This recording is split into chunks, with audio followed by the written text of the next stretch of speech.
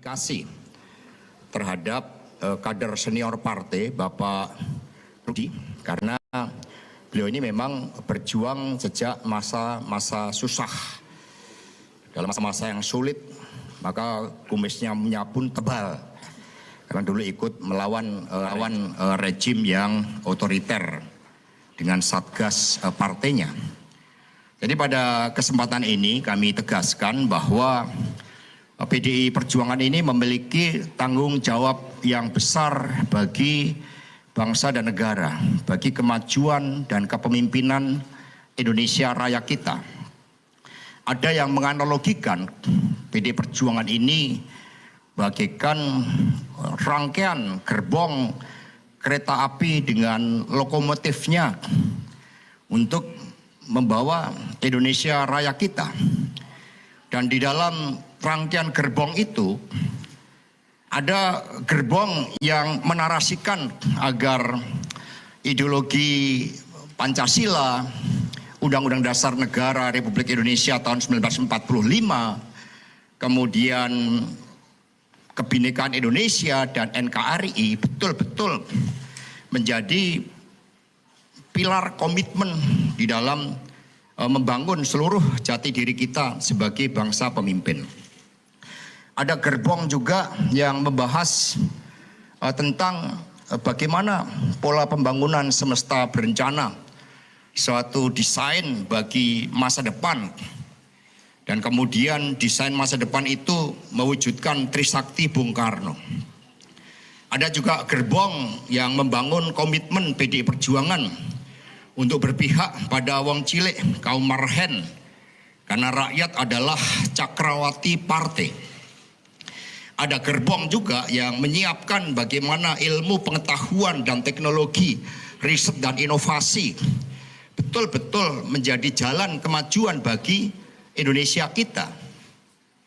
Ada gerbong untuk menyiapkan para pemuda-pemudi Indonesia, para mahasiswa yang dipersiapkan sejak dini sebagai calon-calon pemimpin agar kita betul-betul menjadi bangsa yang hebat.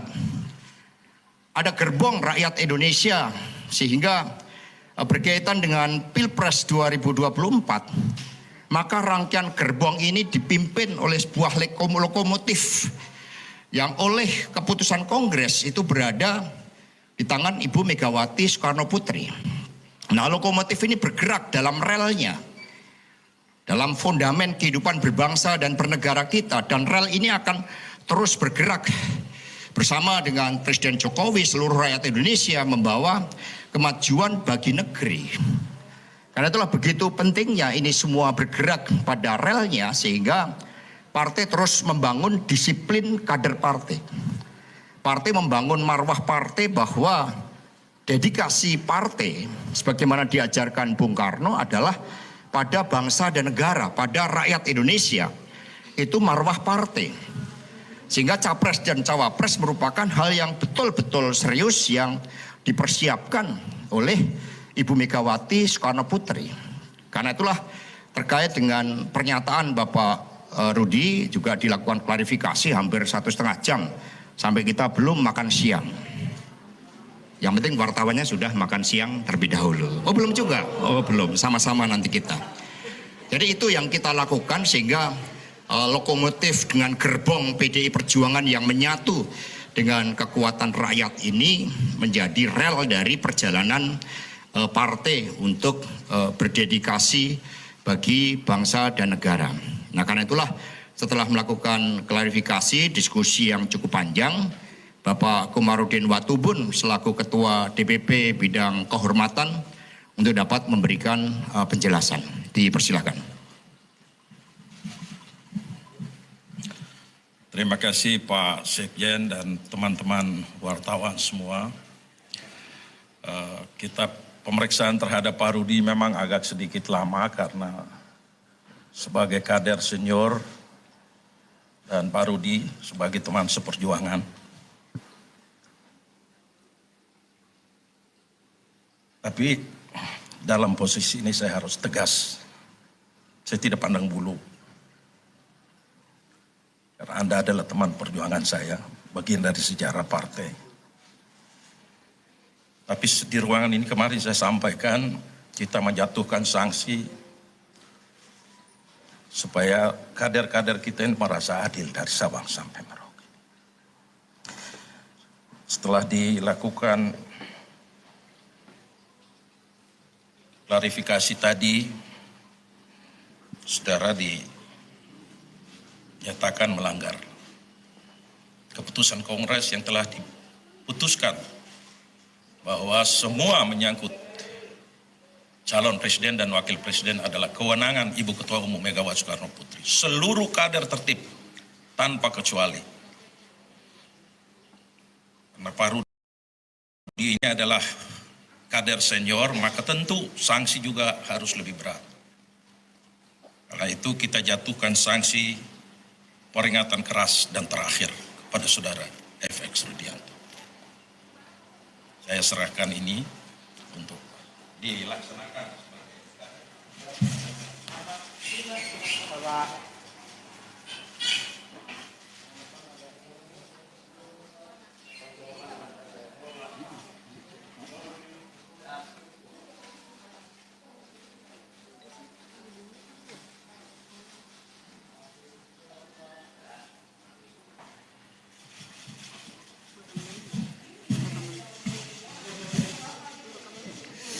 Baik, terima kasih. Ya, Pak Komar sampai tergetar karena memang mengingat perjalanan yang panjang. Tetapi disiplin harus ditegakkan di dalam partai. Karena itulah partai bukan kumpulan orang per orang yang tidak punya cita-cita bersama.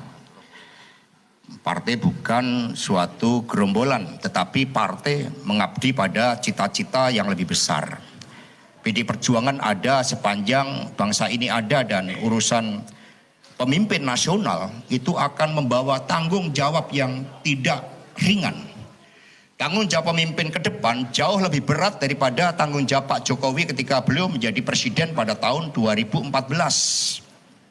Sehingga segala sesuatunya harus dipersiapkan dengan matang, dengan jernih, dengan mempertimbangkan seluruh aspek dan juga tanggung jawab terhadap masa depan untuk rakyat, bangsa, dan negara itu. Karena itulah ini partai melakukan equal treatment, partai memberikan perlakuan yang sama, dan Ibu Megawati juga berpesan bahwa yang dipersiapkan oleh PD Perjuangan tidak hanya sekedar calon presiden, tapi juga sosok pemimpin yang berani mengambil tanggung jawab yang tidak mudah sebagai pemimpin nasional kita.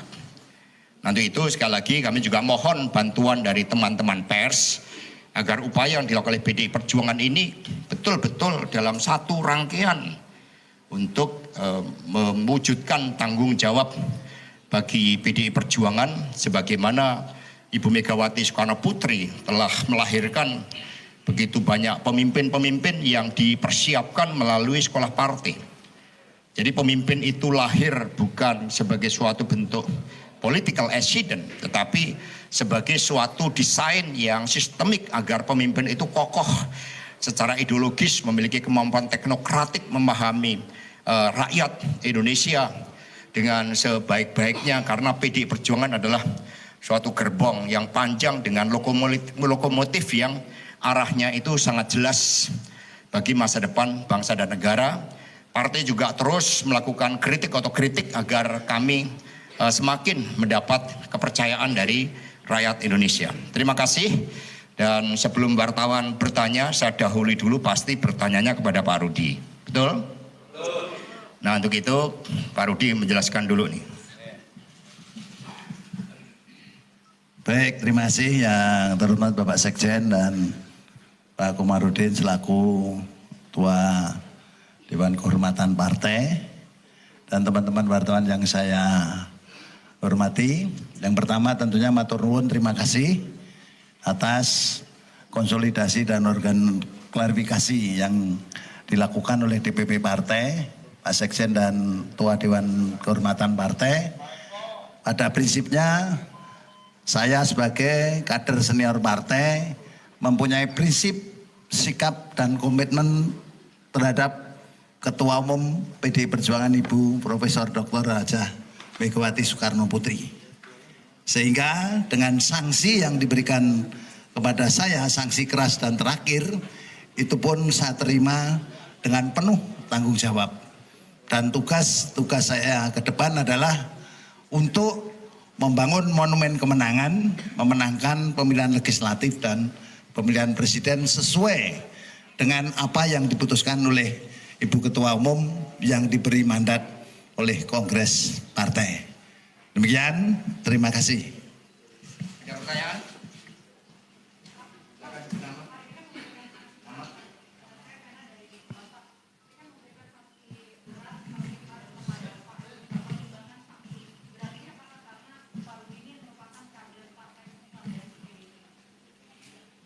Ya, pertama itu risikonya. Kalau sebagai kader yang senior, itu kan jadi suri teladan bagi anggota partai. Oleh karena itu pelanggaran di tingkat kita yang dianggap senior itu pasti berat. Kedua, yang baru saja Anda saksikan adalah konferensi pers yang dilakukan oleh Sekjen PDIP Hasto Kristianto dan juga Ketua DPP PDIP Komarudin Watubun terkait dengan pemanggilan Ketua DPC PDI Perjuangan Kota Solo FX Hadi Rudiatmo. Pemanggilan juga terkait klarifikasi dukungannya pada Ganjar untuk maju Pilpres 2024. Tadi juga ditekankan oleh Hasto Kristianto bahwa kewenangan soal calon presiden sepenuhnya ada di tangan Ketua Umum PDIP Megawati Soekarno Putri dan semua kader diminta untuk tertib. Meski telah menerima panggilan dari DPP PDIP, FX Rudi mengaku belum mengetahui agenda klarifikasi apakah soal dukungannya kepada Ganjar atau untuk maju Pilpres atau bukan. Rudi menyatakan dirinya siap menerima konsekuensi ataupun putusan dari partainya jika ada pernyataan yang menyalahi aturan partai. Pemanggilan FX Rudi hanya 2 hari setelah DPP PDIP meminta klarifikasi dan juga menjatuhkan sanksi kepada Ganjar Pranowo. Ada persoalan bagi saya. Mau di punishment juga ada persoalan. Yang penting tetap ada PDI Perjuangan itu aja. Yang kedua kan apa yang saya sampaikan ini adalah sesuai dengan sumpah jabatan saya sebagai ketua DPC dan sebagai kader partai. Sehingga kalau yang saya sampaikan ini salah, ya saya siap untuk menerima punishment dari DPP partai. Breaking News Kompas TV masih akan kembali usai jeda. Baik, terima kasih. Jadi ini kan sanksi diberikan kepada yang lain equal treatment. Jadi sanksi ini teguran, bukan pembebas tugasan, bukan pemecatan. Jadi ada tahapan-tahapan pemberian sanksi. Nah, karena itulah Pak Rudi tetap berkiprah sebagai ketua DPC di Kota Solo, dan tadi Pak Rudi justru dengan teguran, dengan sanksi ini akan menunjukkan kinerja sebagai kader partai, dan diundang itu merupakan bagian dari mekanisme yang dibangun oleh partai. Artinya partai juga tidak sewenang-wenang melakukan klarifikasi dengan menyampaikan berbagai bukti-bukti, dan sanksi yang diberikan adalah itu. Ya. Ini kan kemarin juga ada Dewan Kolonel itu beberapa dijatuhkan sanksi ya, tapi tidak diberikan konvers seperti pada saat Pak Ganjar dan Pak Rudi seperti sekarang. Nah, itu bisa dijelaskan nggak alasannya kenapa Pak dari bidang kehormatan? Karena permintaan wartawan tadi minta untuk dilakukan dan kemudian disampaikan secara terbuka, tetapi yang Dewan Kolonel kan juga diberikan sanksi dan juga diumumkan di internal partai. Di dalam rapat DPP disampaikan. Silakan Pak Komar. Singkatnya begini, ini sebenarnya jatuh sanksi organisasi itu bersifat internal. Tapi karena kemarin di Dewan Kolonel itu internal, orang tidak tahu itu, tapi karena wartawan terbongkar, ya sekarang ya kita buka sebagai partai yang terbuka untuk umum. Kira-kira itu jawabannya. Jelas ya. Tapi di DPP di internal disampaikan. Ya.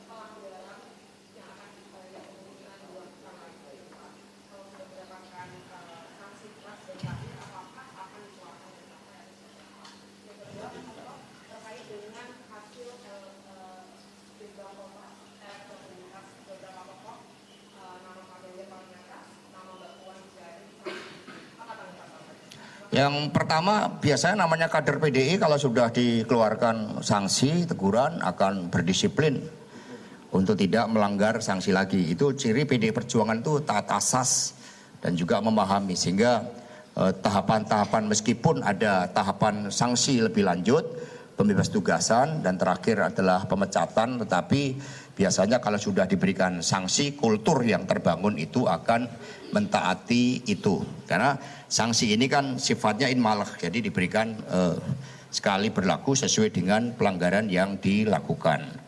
Yang kedua, terkait dengan survei yang diangkat oleh Kompas pada edisi pertama tentang kepuasan pemerintahan Pak Jokowi Haji Ma'ruf Amin, yang kedua tentang elektoral partai, yang ketiga tentang elektoral para calon-calon yang oleh masyarakat dipersepsikan itu memiliki elektoral yang menjadi bagian dari representasi dan persepsi dari masyarakat. Ya tentu saja partai ini kan punya balitbus.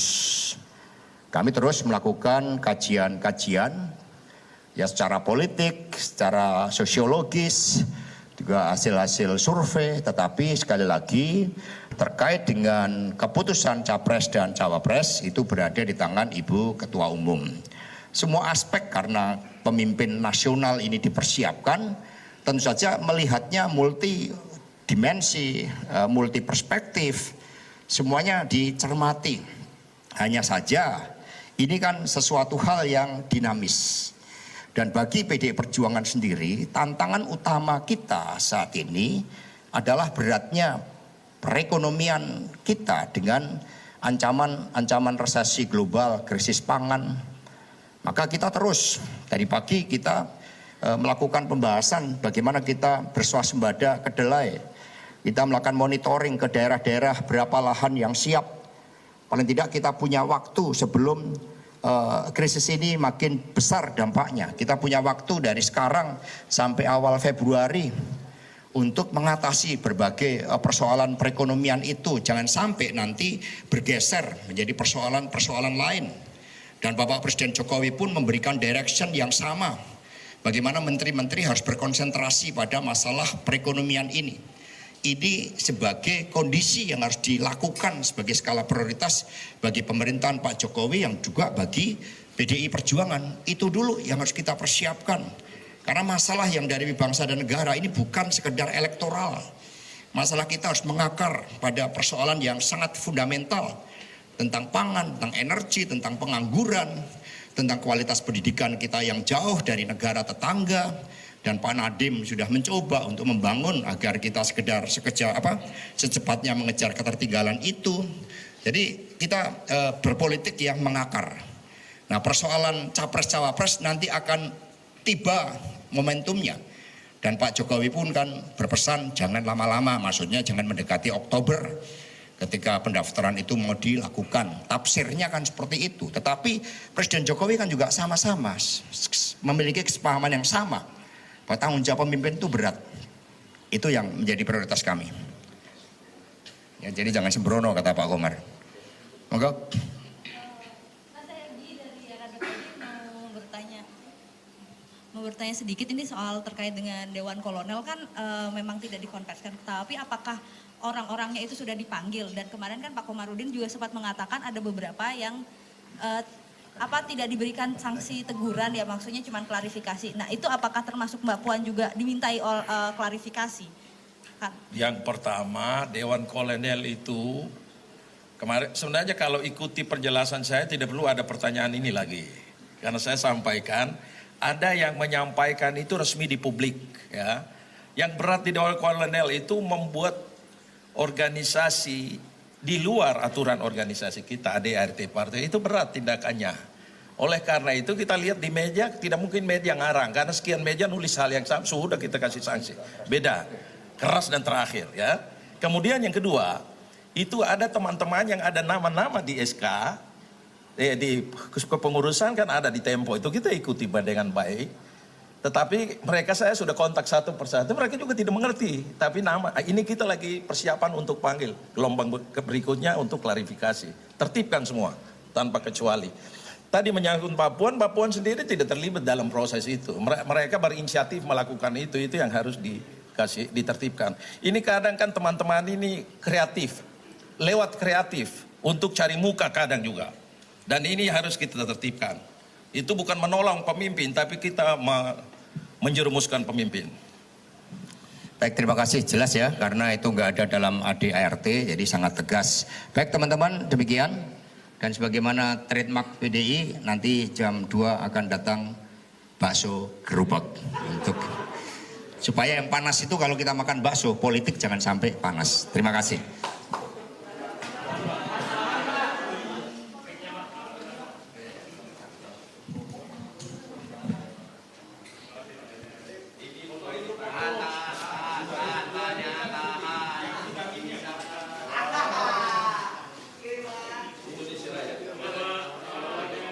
HP depan dong, HP. Ini TV lampu TV di tengah.